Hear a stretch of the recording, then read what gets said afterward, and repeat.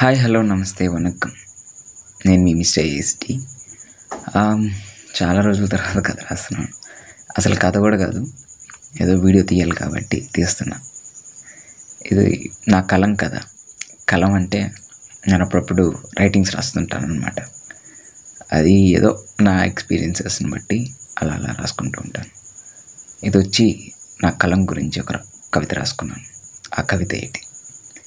ఇక కవితలోకి వెళ్ళిపోదాం. ఒకే ఒక కథ రాయాలనుకుంటే ఆ ఒక్క కథలో ఎన్నో మలుపులు, మరెన్నో కథనాలతో ఖర్చు లేకుండా చేసే కథాపాత్రకులు. కొన్ని కథలు ఎంతో ఇష్టంతో రాస్తాం, మరికొన్ని కథలు సొంత కష్టాల నుండి పుట్టుకొస్తాయి. ఎన్నో విషయాలు రాసినా ఇంకొన్ని మిగిలిపోతాయి. ఆ మిగిలిపోయిన వాటిని మళ్ళీ కొత్త కథలు, కొత్త పాత్రలు, ఇంకా కొత్తగా వేషాలు.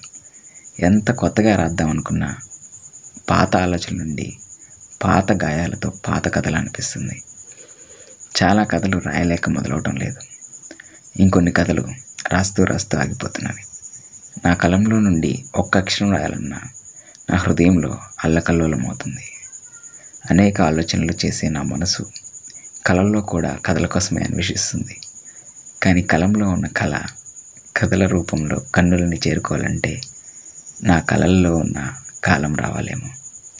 కథలు చదవటం ఇష్టం ఉండి కథల పుస్తకం ముందుండి చదవకుండా ఉండడం ఎంత కష్టమో, కథలు రాయాలని, తన కథల్ని అందరికీ చూపించాలనుకునే కళ ఉన్న నాలాంటి రచయితలకి ఆ కథల్ని రాయకుండా ఉండటం అంత కష్టం.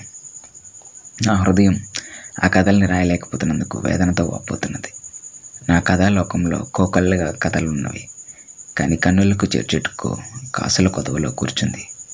ఒక కవికి కాళ్ళు చేతులన్నీ బాగున్నా కూడా తన కళని తోటి కళ్ళకి అందించలేని సమయంలో అవిటితనం ముసురుకుంటుంది.